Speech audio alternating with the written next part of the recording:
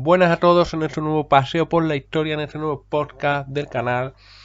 Hoy os voy a hablar acerca de una palabra. Me diréis, bueno, pero ¿cómo nos vas a hablar acerca de una palabra? Sí, acerca de una palabra. Hoy nos vamos a ir, a la Guerra de Independencia Española y os voy a hablar de los llamados afrancesados. Ustedes me diréis, ¿eso a qué responde? ¿Eso responde a un término de moda? ¿Eso responde a un término político, científico? Bueno, es muy sencillo. Tras la invasión francesa de España, tras el estallido de la Guerra de Independencia, el país se dividió entre partidarios de la causa española, los llamados patriotas, también conocidos como aliados por los británicos y los portugueses, o los llamados afrancesados, partidarios del nuevo régimen josefino, el cual instaló a el rey José Bonaparte José I de España, José Bonaparte, en el trono español.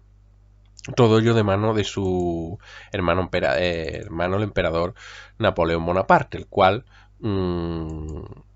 era el que mandaba de verdad. Su hermano era simplemente un títere.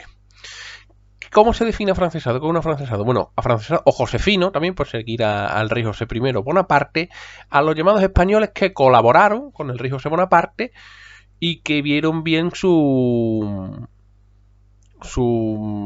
reinado y todo lo que hacía. Enfrente, como ya os he dicho, tenían a los patriotas, que negaban la legitimidad establecida en el Estatuto de Bayona, que lo nombraba rey de España e India, y lo apodaban el rey intruso. Y cabe decir que en 1813 pues la mayoría de los afrancesados salieron tras el fin de la Guerra de Independencia, la derrota francesa, formando el primer exilio en la historia contemporánea de España, una serie de largos exilios que se formarían durante los siguientes años y las siguientes décadas. Aunque muchos retornaron durante la década ominosa, formando parte del absolutismo restaurado, es decir, de 1823 a 1833, la etapa de gobierno más terrible de Fernando VII, cuando es liberado por los 100.000 hijos de San Luis y se dedica a, vulgarmente lo que se dice, dar caña y ser un rey absolutista y tirano que por supuesto no respeta la Constitución de Cádiz, ¿de acuerdo? Aquí tenemos la historia de los afrancesados. ¿Por qué son afrancesados? Bueno, unos por comodidad, otros por prebenda. El historiador Miguel Artola, ¿vale? El historiador vasco Miguel Artola, muy especialista en la historia contemporánea, dice que o defiende, o sustenta más bien, dice que los afrancesados fueron de tres tipos: políticos, históricos y nacionales, ¿vale? Los motivos que movieron a los afrancesados a defender a José I, no que fueran de ese tipo, ¿vale? Quiero que quede claro. Los motivos eran políticos, históricos y nacionales. Entre los motivos políticos, Miguel Artola señala tres que responden a los principios doctrinales de los afrancesados: el monarquismo, que se sitúa por encima de la fidelidad a una u otra dinastía, es decir, nos unimos al soberano que se nos mandaba a servir y le fuimos fieles hasta el último momento. La oposición a la revolución, a la llamada idea de la anarquía, el mayor azote que dio envió a los pueblos, y que solo el gobierno de José I podía detener el caos, el bandolerismo, la destrucción del país. Y la necesidad de reformas políticas y sociales, aquí hay que incidir, que reclaman la lucha del siglo, que arreglan la administración pública a los sistemas conocidos por mejores, consolidan el poder de un Estado y aseguran su libertad positiva y su gloria verdadera. ¿De acuerdo? Entre los motivos de tipo histórico, Artola señala que los afrancesados representaban la tradicional orientación de la política española, de lograr la alianza de Francia para defenderse frente a Inglaterra.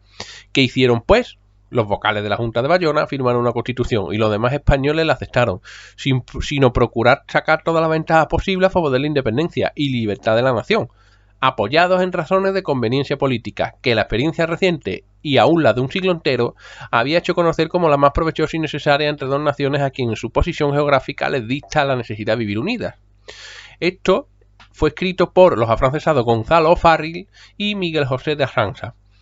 A todo esto se añadía la necesidad de preservar el Imperio Español de América, motivo tipo histórico.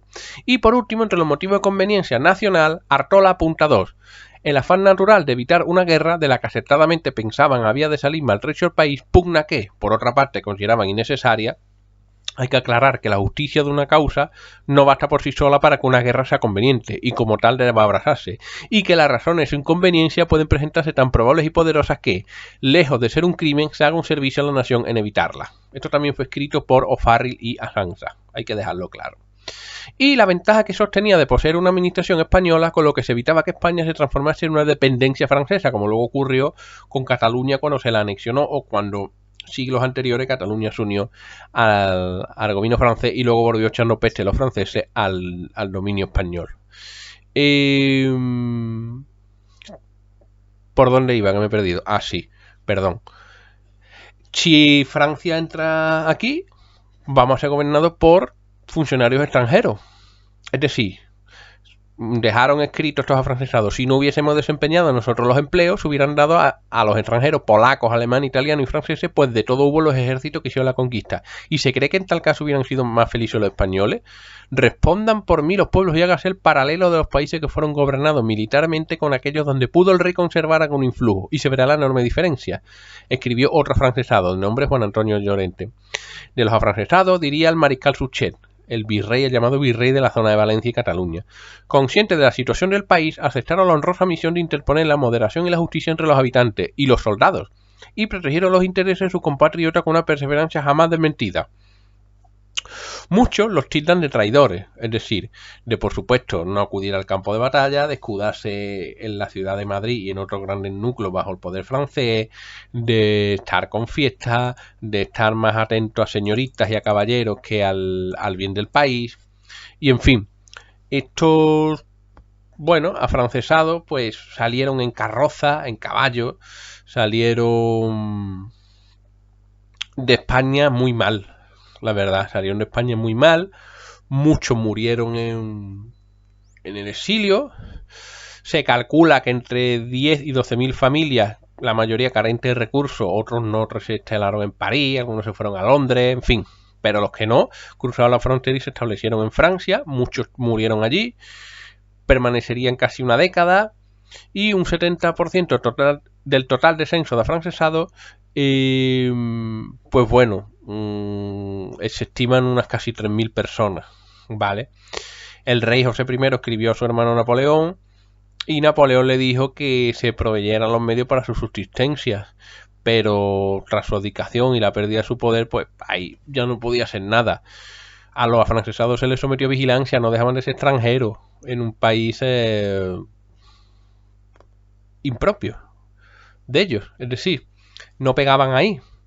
Quizás la expresión en un país impropio no es la más adecuada, pero eran extraños en un país extraño. Entonces, bueno, se les sometió a vigilancia policial por el temor que fueran conspiradores bonapartistas. Lógicamente, tras la caída de Napoleón Bonaparte, apoyaban a su hermano, a la familia Bonaparte. Es verdad que durante los 100 días una parte de los afrancesados no apoyaron a Napoleón. Pero bueno, poco tenía que hacer, tampoco eran tantos y estaban arrinconados por la policía y por los servicios de seguridad franceses.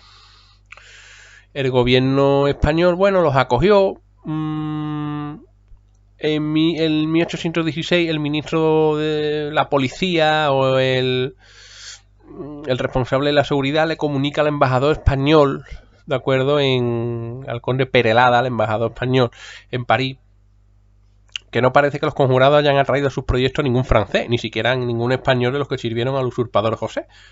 A pesar de todo, las quejas del gobierno de Fernando VII, el trato benévolo que recibían algunos exiliados españoles, continuaron.